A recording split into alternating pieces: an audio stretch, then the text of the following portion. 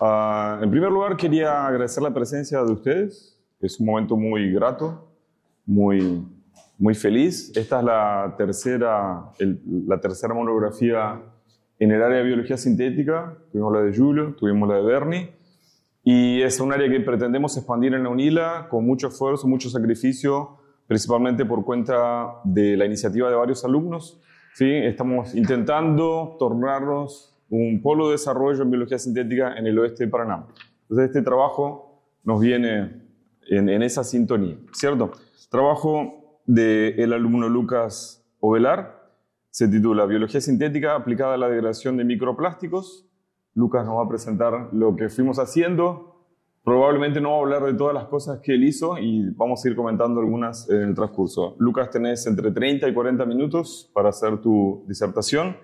Seguido de eso, el jurado sigue compuesto hoy por la profesora Rafaela Bonugli, que es doctora en microbiología, y Reinaldo Junior, que nos honra con su visita. Es del Laboratorio Ambiental de Itaipú, es bioquímico, farmacéutico y especialista en microbiología, compone nuestra banca. Van a tener aproximadamente 30 minutos cada uno para hacerte preguntas. Seguido de eso, los vamos a invitar a salir de la sala para que el jurado discuta y decida por la nota. ¿Cierto? Lucas, puedes comenzar. Gracias, profe. Bom, vou fazer em português minha apresentação, né? Estamos numa universidade bilíngue, porém eu vou fazer português hoje, mas também vou complementar com espanhol. E como vocês veem, tem vários idiomas aqui, né? Então, basicamente, bom dia a todos. Muito obrigado por assistir. Muito obrigado pelo esforço, o tempo que vocês estão dedicando, né, para esse espaço. Também ao pessoal que cruzou a ponte, né? Obrigado por esse esforço.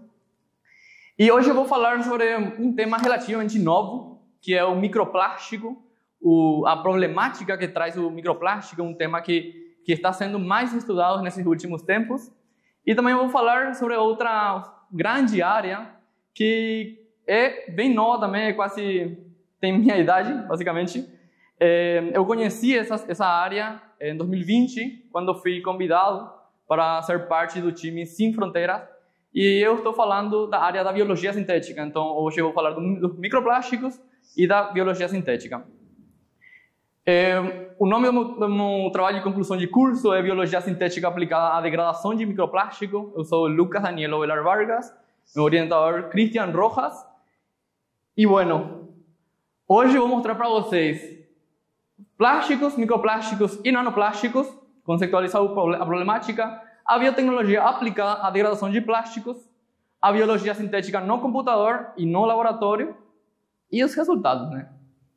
Então, só para introduzir aqui, basicamente os plásticos são polímeros, né? Aqui temos uma representação do etileno, monômero de etileno, que juntos fazem um polímero de polietileno. Então, é um dos plásticos mais básicos que existem no mundo, porém tem vários tipos, né? Os principais são o polipropileno, PP, o polietileno PE, o policloreto de vinila, PVC, o poliestireno PS e o polietileno teraftalato, que é o PET, mais conhecido como PET, né?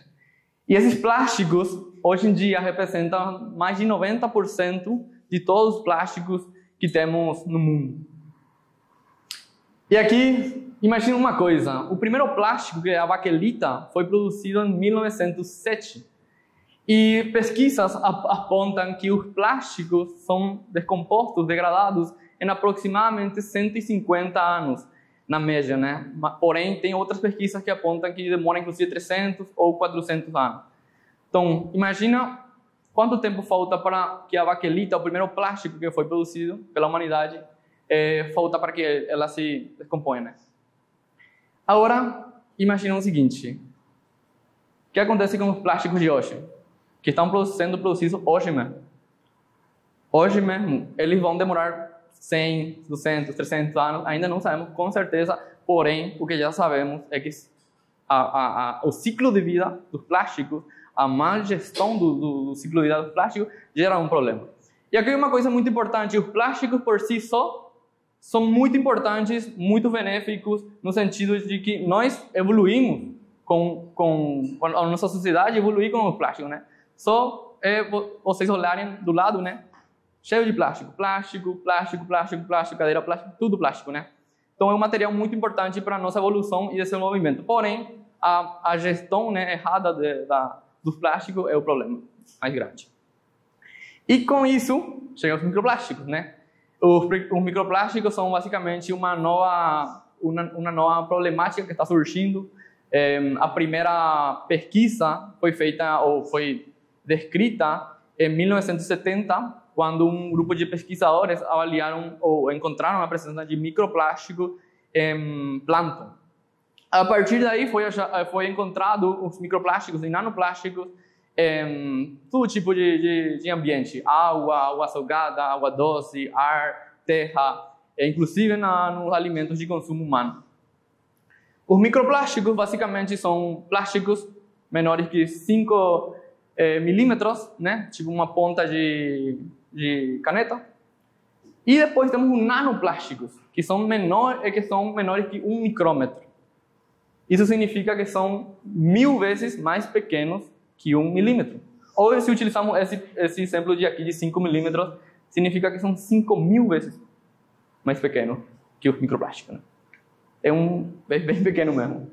Agora imagina o seguinte: uma célula epitelial humana, né? Uma célula estándar, na média, mede entre 10 a 3 micrômetros de diâmetro. Agora imagina o potencial, o possível impacto que um nanoplástico, inclusive um microplástico, pode causar numa célula, né? E os microplásticos têm vários tipos de morfologia. Aqui podemos ver microbits, fibras, isopor, espuma, filmes, pellets, fragmentos. E basicamente tem duas origens. Tem os primários e os secundários. Os primários já são gerados com esse intuito de ter um microplástico, né? Por exemplo, os produtos de higiene pessoal, né? Cremes, etc. Esfoliantes, né? Parte de cosméticos, etc. Glitter, resinas termoplásticas também. Porém, tem os outros microplásticos, que são os plásticos que têm origem a partir da degradação de macroplástico, né? Quando os plásticos maiores, que né, uma garrafa, se quebra, etc. Aí temos os plásticos secundários, que inclusive é um dos maiores problemas nessa área de plástico, né? E aqui eu trouxe uma pesquisa bem interessante e impactante, na real. Faz 3 anos dessa pesquisa, Jin et al. Basicamente te demonstra aqui a presença utilizou vários países, né, para fazer uma pesquisa de presença de microplástico em diferentes ambientes e comidas, etc. Por exemplo, nos bivaldos, ele demonstrou a presença de plástico em vários países, porém não só nos bivaldos, ele demonstrou em peixe, carne, água, garrafas e em muitos outros alimentos. Então é uma problemática que nem eu falei no início, está crescendo e cada vez mais nós estamos tendo mais pesquisas relacionadas à problemática que o microplástico está causando nos humanos, né? Porque a problemática que está causando no ambiente já é uma coisa que sabemos faz tempo. No caso dos humanos, basicamente temos 3 vias de absorção: a inalação, a ingestão e o contato dérmico. E para isso, né, porque essa problemática, os problemas têm que ter soluções, né? É sobre isso, né? E aí tem várias propostas de soluções com relação ao plástico. Basicamente tem 3 que são as mais destacadas. Aqui supostamente teria que ter uma imagem, não sei por que não está aí. Mas vamos lá. Tem um mecânico que basicamente é a triagem, a coleta, né, de plástico, que a maioria conhece aqui, basicamente degradar, né, e para poder fazer novo plástico. Só que o problema da degradação mecânica é que você não pode tratar, ou não existe tanta facilidade para tratar o microplástico. Depois temos a degradação química, né, o tratamento químico, que é muito eficiente, porém você precisa de temperaturas muito altas e também muitas vezes gera subprodutos mais tóxicos. Então você acaba solucionando um problema, mas criando outra, né? E tem o foco ou abordagem biotecnológica, que é a abordagem que eu estou trazendo para vocês, né, com o meu trabalho hoje, que é basicamente a utilização de micro-organismos e enzimas para degradar plástico. Eu utilizei o PET como amostra, né, para fazer essa pesquisa. Por quê? Porque o PET é um dos plásticos mais utilizados no mundo. PET é basicamente qualquer garrafa que vocês veem, né? O PET é um dos plásticos mais termoestável e facilmente moldável. Por isso é tão utilizado no mundo. E tem essa estrutura, uma representação química da estrutura do PET. Monômero, monômero, monômero, que juntos fazem um polímero, né? A degradação do PET já é conhecida. Basicamente, você tem o PET, daí você degrada, quando falamos de degradação biotecnológica, né? O subproduto que gera é o MET, e aí o subproduto do MET tem o TPA, e o ácido tereftálico e o etilenoglicol. E daí tem também enzimas descritas para fazer essa reação. Tem as cutinases, a lipases, a carboxilesterases e as terases, né? Que são toda a família das hidrolases. Daí decidi utilizar ou seguir o caminho das esterases, que é uma das enzimas que hoje em dia está tendo mais pesquisa para a degradação de plástico. E especificamente eu decidi utilizar a PETiase e a METiase, que aqui é muito interessante. Por quê? Porque a PETiase e a METiase foi descoberta em 2016. Foi descoberta em uma espécie de bactéria que habitava, né, que crescia em aterros, nos lixões. Então, as pesquisas apontam que essa enzima evoluiu conjuntamente com essa interação de polímeros, né? Por exemplo, os plásticos. Inclusive, hoje em dia é uma das enzimas melhor descritas para a degradação de plástico. Então, basicamente é isso, né? A degradação que eu mostrei antes. A PETiase, ela atua no PET para degradar, né? E ter o MET, e aí entra a METiase para degradar e ter o TPA e o etilenoglicol. Isso aqui são muito importantes porque são as duas enzimas que eu utilizei para o circuito genético que eu vou mostrar para vocês. E eu decidi ir além, um pouquinho mais, né? Porque os desafios são bons. Junto, né, desenhamos um circuito e utilizamos a PETiase, que é uma enzima, é a PETiase, só que através de algoritmos de inteligência artificial foi identificado 4 partes, 4 mutações para deixar a PETiase muito mais termoestável e, por ende, mais eficaz, né? Ele é, inclusive, 35 vezes melhor que a PETiase natural, selvagem, em 35 graus de temperatura, né? E ontem eu coloquei essa notícia.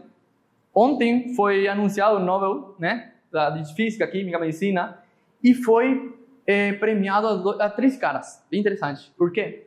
Porque esse cara, o David Baker, foi o primeiro cara que desenhou uma proteína sintética, basicamente, em 2003. E esses 2 caras, o Demis Hassabis e John Jumper, o Demis é o CEO da OpenAI, da Google, né? ChatGPT, etc. Tá nesse mundo aí, o cara. Eles basicamente geraram um software com inteligência artificial, o AlphaFold 2, para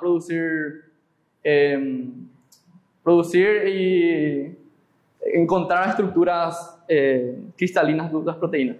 Então, basicamente, a proposta de utilizar uma PETiase também demonstra como esse mundo de bioinformática, de computação aplicada à biologia, está crescendo cada vez mais e é um desafio bem interessante. Então, até aqui, o que nós estamos... Até aqui, né? Falamos já que os plásticos são úteis e vão continuar sendo, porém, o descarte incorreto causa grandes problemas. Primeiro ponto. Segundo ponto. As pesquisas sobre microplástico estão sendo descritas como um grande problema ambiental e social e a tendência a aumentar. E o terceiro ponto é, existem enzimas que degradam o PET, né, o plástico PET, e 2 delas, a PETiase e a METiase, foram escolhidas para esse trabalho, para o desenvolvimento desse trabalho. 3 pontos muito importantes para ter em mente. E aí o objetivo do meu trabalho é projetar e montar circuitos genéticos em Escherichia coli para a produção de enzimas degradadoras de PET. Mas antes disso, eu tenho que falar de biologia sintética, né? Como um bom biólogo sintético. Basicamente, a biologia sintética busca, através de engenharia genética e outras áreas, busca criar novas funções e sistemas biológicos. Basicamente isso, resumindo. E é uma interação entre várias disciplinas, engenharia, biologia, computação, etc, etc, etc. E uma das ferramentas, ou um dos conceitos mais importantes dentro da biologia sintética é o circuito genético, que basicamente é a receita ou a programação de um micro-organismo. Por isso eu trago para ilustrar como se vê um circuito genético, né? E aqui é muito importante fazer um adendo que a biologia sintética traz essa proposta de não só ir no laboratório e mexer com as coisas biológicas e vamos ver o que acontece, né? Senão, traz essa proposta de utilizar a computação, iterar a computação muitas vezes, até que você tenha definido o teu processo experimental, né, iterado o suficiente para ter menos chance de errar no laboratório. Um circuito genético é isso aqui, uma representação, né? Esse quadrado, esse círculo aqui é um plásmido, uma representação do plásmido, e tem 4 partes importantes, né? O mais importantes. O promotor, que basicamente inicia a transcrição, o operador, que é uma sequência de DNA, onde proteínas ativadoras ou repressoras se unem, né, para modular a expressão gênica. O RBS, que é que se liga com o ribossomo. Tem o CDS, que basicamente é onde você coloca o que você quiser produzir, né? No meu caso é a farpetiase, eu já vou mostrar para você. E o terminador nada mais fala que até aqui, tipo, a produção chegou até aqui. Então basicamente é uma linha de código ou uma receita para fazer um bolo. Só que não vamos fazer bolo, vamos fazer em si. Eu utilizei esse circuito base. Basicamente eu usei o promotor T7, que é induzido por IPTG, o RiboJ, que basicamente controla a transcrição gênica, o RBS V0034, que é um RBS bem descrito, um peptídeo sinal, que basicamente quando você produz a proteína, ele exporta, né, fora da célula, o tag de histidina, que é para purificar a proteína. Nesse caso, do circuito base, temos o Encherry, que é uma proteína vermelha, sinaliza a produção ou o correto funcionamento do circuito, né? E o terminador que já falei. Nesse sentido, eu queria trazer também para vocês, porque essa aqui é uma representação ilustrativa, né? Só para um pouquinho mais minimalista, assim, para entender um pouquinho melhor. Porém, esse aqui é o software Ventil, no caso, onde utilizamos para programar ou criar os códigos, né, e construir o circuito genético. Esse aqui é o plasmídio e aqui está o Encherry, que nem aqui, né? Então temos esse circuito base. Daí a ideia é tirar essa proteína vermelha para colocar outra proteína, né, que no caso é a farpetiase. Para isso, utilizamos uma técnica bem delicada e complexa de certo modo, que é o PCR de linearização, que é um PCR especial, né, onde você basicamente faz uma cópia do plasmídio, né, de 3.000, 4.000, 5.000, 6.000 partes de base, então é bem delicado. Então aí já criamos o primer forward and reverse. Aí temos os 2 primers. Esses primers têm que ser muito bem feito, muito delicado. Eu vou utilizar a metáfora do professor Christian, que sempre fala para nós, aí o pessoal vai lembrar disso, que basicamente a biologia sintética, tipo assim, a engenharia genética é como um açougue, é tipo um carniceiro, e a biologia sintética é como um cirurgião, onde você tem que ser muito específico, muito mais específico mesmo, porque tipo uma letrinha, 2 ou 3 letrinhas você coloca mal, né, no desenho ou no laboratório, e basicamente já não dá certo, né? Então é muito específico. Esse aqui é o plasmídio linearizado, 5.589 pares de bases. Daí a ideia é colocar a farpetiase, né, a enzima que degrada o PET. Aí temos, essa aqui é a farpetiase, o gene da farpetiase, a linha de código genético. Uma vez que montamos no Ventil, né, no software, temos aqui a parte laranja, que é o plasmídio linearizado, e aqui a parte verde, que é a farpetiase. Essa foi a primeira construção. Essa aqui é a segunda construção do circuito genético, que é utilizar a fosfetiase, a metiase, né, que elas atuam em conjunto para otimizar a degradação do plástico, do PET, só que utilizando um linker. O linker nada mais é que uma sequência de aminoácidos que buscam conectar uma enzima com outra enzima para que elas trabalhem em conjunto. Basicamente isso. Daí temos o gene, os genes, né? A fosfetiase, a metiase e aqui o linker. 3.100 pares de bases. Isso é muito importante considerar o tamanho desse gene. Depois vou falar um pouquinho mais sobre isso. E daí montamos um circuito que basicamente é a mesma coisa. A linha laranja, que é o circuito, o plasmídio linearizado, e a parte verde, que são os genes. Aí temos o terceiro circuito, que é a fosfetiase e a proteína vermelha, que é basicamente para ver se é que o circuito está sendo produzido, né, que está produzindo ou não a proteína. Para isso temos o gene e a fosfetiase, o encher, a proteína vermelha, e um conector. E aí temos os circuitos.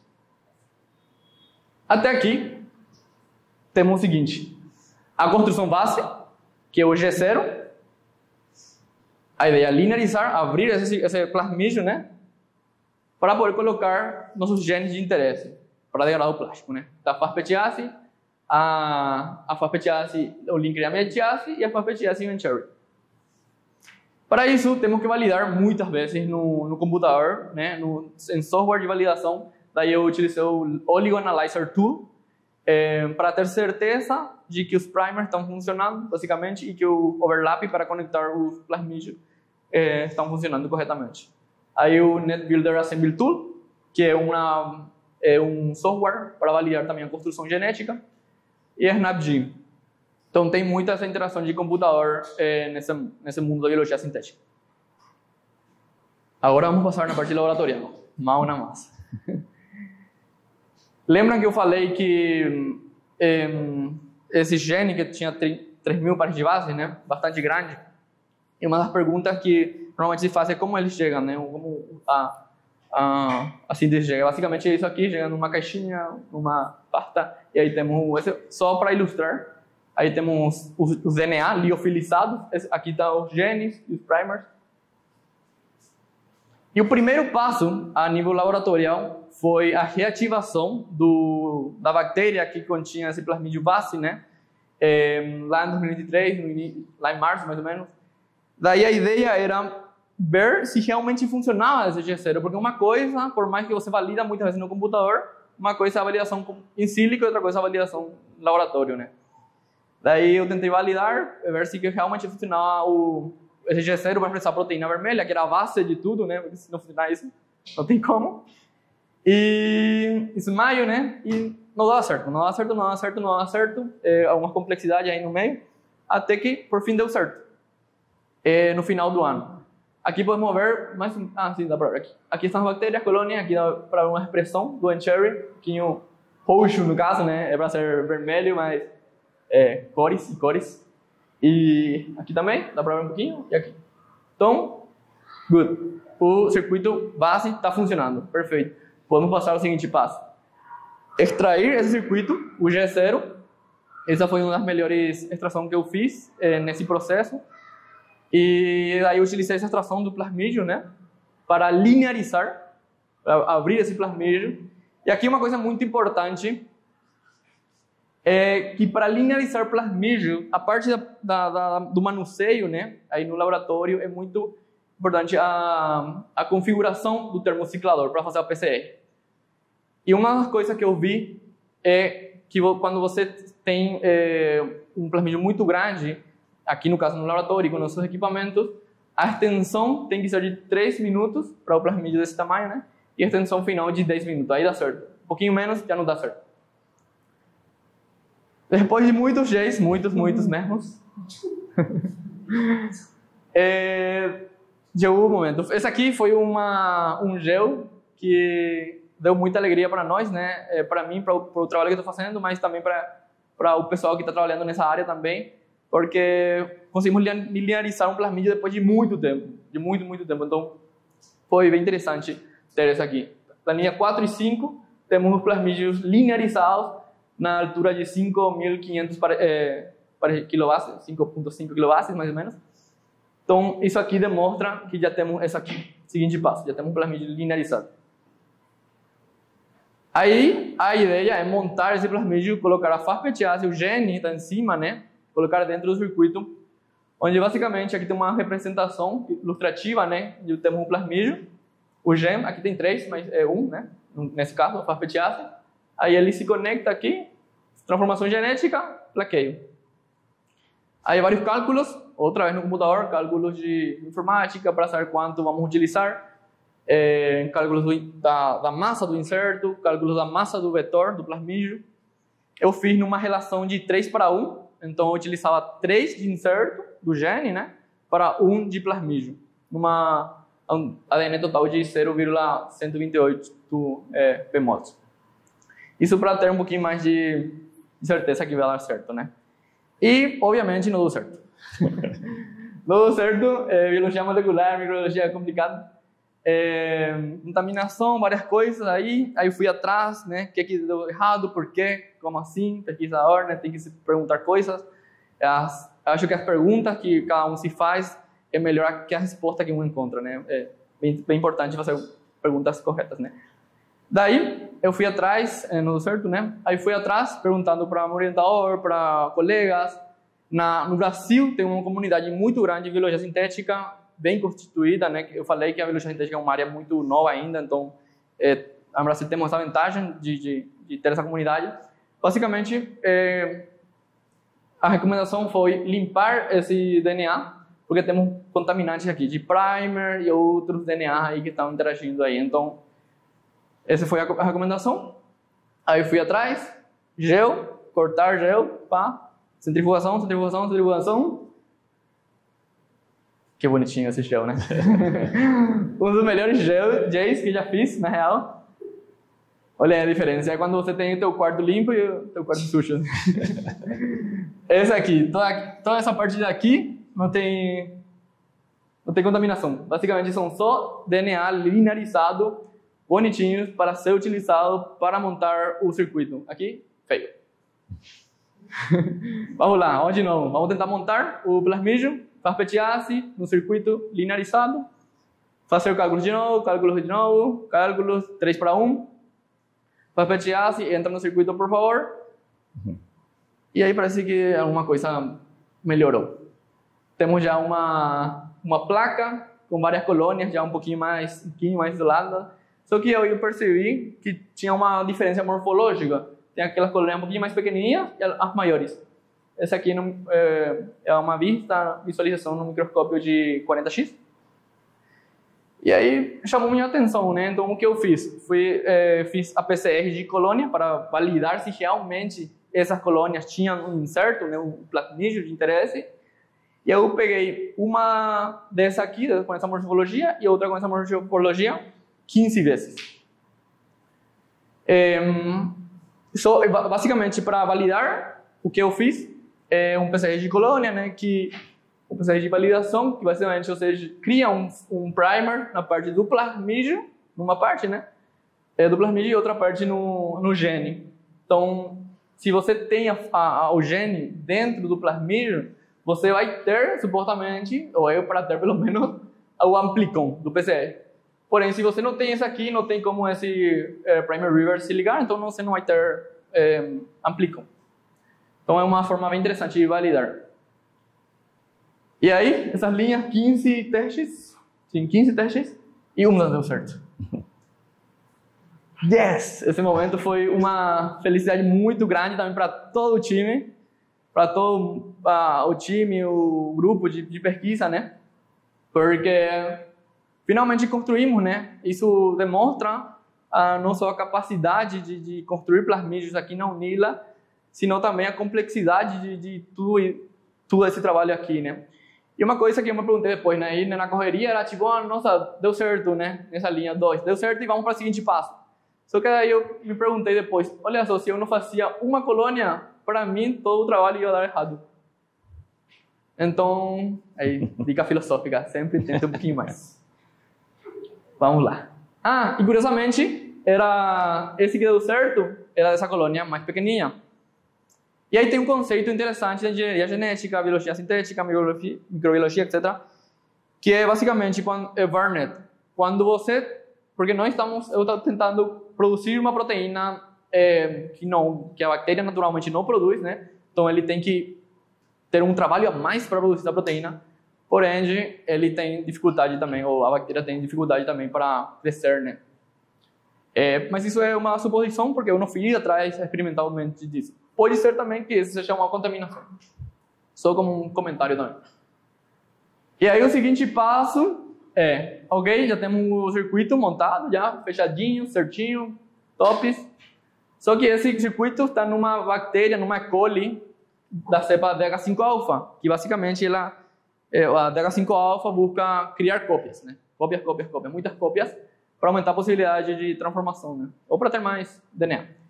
Daí, tem que tirar mini-prep, né? Extração do DNA dessa bactéria, para passar em outra cepa, que é a BL21, que tem o objetivo de produzir, né, a enzima, que tem a capacidade, né, biológica de produzir ou produzir com mais eficiência. Então, aí chegando já quase no objetivo experimental, vamos lá fazer o inóculo. Na imagem A temos inóculo, tempo 0, e na imagem B, inóculo, tempo de 48 horas. E aqui dá para ver que um cresceu e outro não. Aí já eu falei, nossa, aqui alguma coisa está diferente. Mini prep disso aí, nossa, aqui tá meio difícil, né? Contaminação aqui. Ou não está muito puro a extração. Mas vamos lá, vamos continuar. Eu decidi continuar. Essa aqui fiz a mesma avaliação PCR de colônia para saber se o circuito estava certinho, né? Ou pelo menos se meu plasmídio estava nessa extração. E foi um PCR bem triste, porque muita contaminação, muita coisa aí, contaminação. Eu não vi nenhuma linha na altura de 1.2 kW, que é o esperado, né? Então, uma coisa deu errada aí, né? Aqui dá para ver mais ou menos, mas nem é certeza. Então, alguma coisa deu errada. Porém, eu decidi continuar, fazer a transformação. Obviamente, não deu certo, né? Contaminação. Essa aqui é a cara de uma placa contaminada, basicamente, que não dá uma transformação certa, né? E aqui eu tentei várias vezes, né? De novo. Até o ponto, né, que já chegou o tempo, né, já era tempo de fechar a processo experimental, porque esse que nem eu falei, um processo experimental complexo que leva tempo não só para fazer, né, é para identificar qual é o problema. Então, o seguinte passo era fazer essa mini prep e a transformação seguinte, e depois testar essa enzima no plástico, né. Então, eu decidi parar nesse ponto, laboratorialmente, né, experimentalmente, e basicamente aqui está um resumo do experimento que eu fiz lá no início desse ano ainda, a expressão do G0, aí passamos por mini prep, linearização, e até o ponto que agora em agosto chegamos a PCR de colônia que deu positivo, esse gel que vocês viram. Daí eu tentei, né, fazer a transformação de novo, mas não deu certo, setembro, agosto, setembro. E aí os seguintes passos, antes de falar os seguintes passos, isso aqui levou 8 meses mais ou menos. Eu gosto muito de identificar os tempos, e aí um comentário também para o pessoal que está aí do time, né? Tempo é muito importante considerar, muitas vezes nós só consideramos a parte técnica de um processo, de um projeto, mas o tempo é uma variável assim, importantíssima a ser colocada no processo experimental e de pesquisa. Então aí eu identifiquei o tempo que eu precisei, 2 meses. Aí eu suponho ou estimo que a transformação numa BL21 e o teste de degradação numa placa de degradação, né, para fazer o teste de se realmente está funcionando essa enzima, vai demorar na média 2 meses, talvez um pouquinho mais, ou mais. Só que esse projeto realmente começou em 2003. Lembra da retificação da E. coli? Tentando fazer a expressão, né, da proteína vermelha. Então, estamos falando de aproximadamente 17 meses ou 1 ano e meio, mais ou menos. Foi um processo bem interessante de aprendizagem, de de construção e de trabalho em equipe, né, também. E nesse processo eu identifiquei vários desafios importantes. O tempo é um dos desafios, né? Eu, por exemplo, fiz uma média, só por curiosidade, na real. Assim, sempre quando eu vou no laboratório, eu tenho umas notas, né? Tipo um bloco de notas. Então, eu tinha registrado cada vez que eu fui no laboratório. E daí, fiz uma média nesse tempo. Eu fui, na média, 2 vezes por semana. A partir de janeiro até final de agosto. Mais. E por N razões, né? Graduação, classes, etc. Estágio, trabalho, etc, etc. Então, para mim, sempre é muito importante considerar o tempo como um fator importantíssimo, né? A contaminação, trabalhei num laboratório multiusuário, onde muitas pessoas utilizam microbiologia, biologia molecular, imunologia, fungos, bactérias, então tem uma mistura de várias coisas aí, então é importante considerar também isso. Aí, os protocolos, foi um desafio, por isso também demorei tanto, porque meu objetivo não era só chegar na placa de degradação, né? Degradar o plástico. Meu objetivo também era gerar essa estrutura no laboratório para a equipe de Sem Fronteiras e Biologia Sintética, etc., criando protocolos validados para que o pessoal, depois de mim, ou de nós, né, possa utilizar já esse aprendizado para otimizar os processos. Estou trazendo essas imagens só para ilustrar, né? Por exemplo, a mini prep, nossa, muito ruim demais, né? Mas acontece, faz parte da pesquisa. Essa aqui que é um X, não sei o que é. Mas tudo errado. As placas também, no começo, não sempre dá certo. Então, só para ilustrar isso também, muitos. E laboratório também foi um desafio. Eu estava pensando como trazer isso aqui. Inclusive, hoje, aí, falando com a Soli, né, ela me falou sobre uma situação similar ao que aconteceu comigo. Mas, basicamente, os genes, né, que nem eu falei, a síntese, nós mandamos imprimir o DNA, basicamente, né? Ou sintetizar o DNA.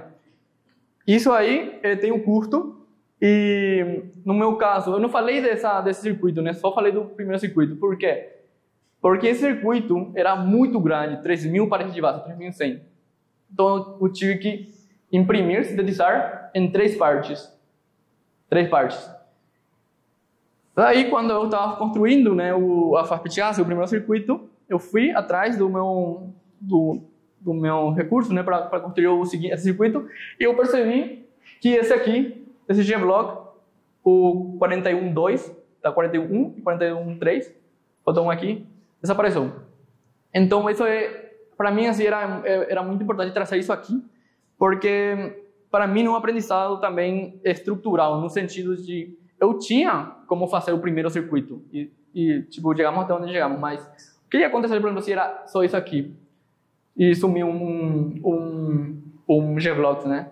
Eu estou trazendo isso também aqui porque é uma questão muito importante falar que o que eu faço, por exemplo, eu, Lucas, no laboratório, tem influência com o meu colega, certeza. E o que o colega faz tem certeza comigo, por exemplo, no caso. Então, é muito importante, entre colegas, ter uma organização maior, né? Uma organização maior e talvez um diálogo maior, né?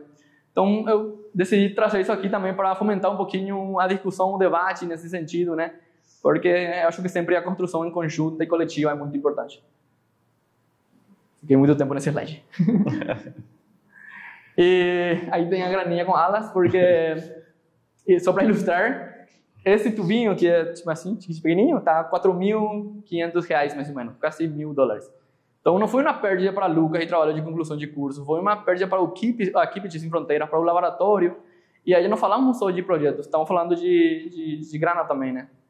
E, por exemplo, no caso, aqui eu coloquei do meu bolso, foi um patrocínio da Itaipu, né, que por questão aí do projeto de outros do time, né, do Metiwai, Biopan, que conseguimos. Então, essa situação não só é para o meu trabalho, senão é para a equipe como um todo. São desafios que são importantes de apontar, porém, temos que reconhecer também que na biologia, por exemplo, temos um ciclo de aprendizagem, que é o desenho, a construção, o teste e a aprendizagem. Basicamente, desenhar o projeto, desenhar o circuito, construir o projeto, construir o circuito, ir no laboratório, fazer o teste, dá certo, não dá certo, aprender de tudo isso aí e iterar novamente, né, com um novo aprendizado e tentando errar menos. Então, os desafios faz parte para trazer resultados. Então, os resultados principais desse trabalho aqui são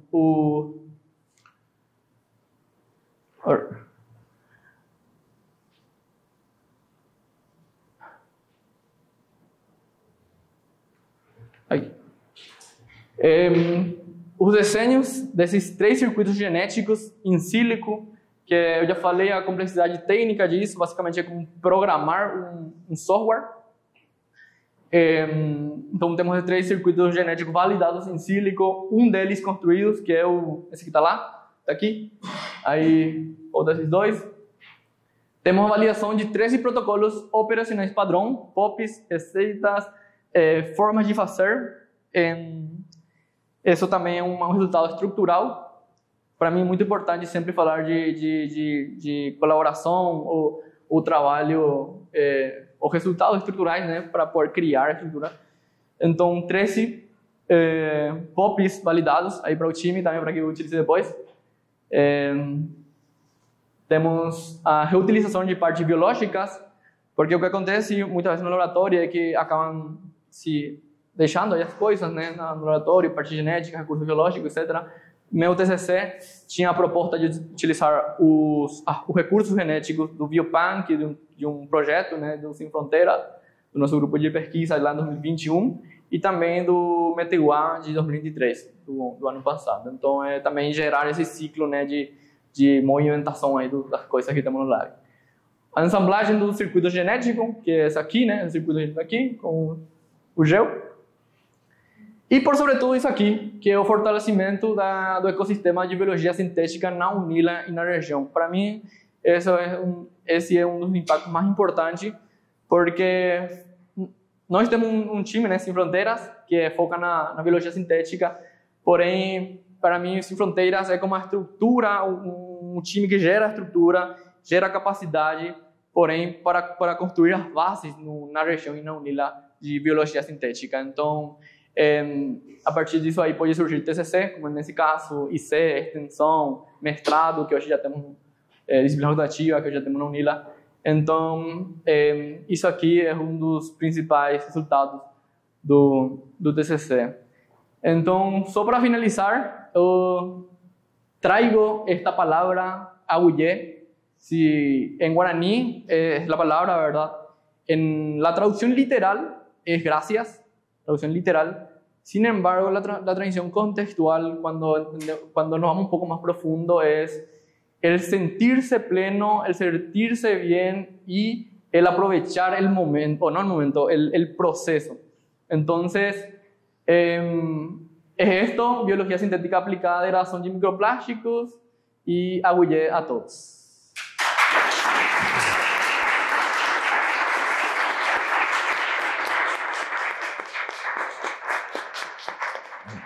Thank you.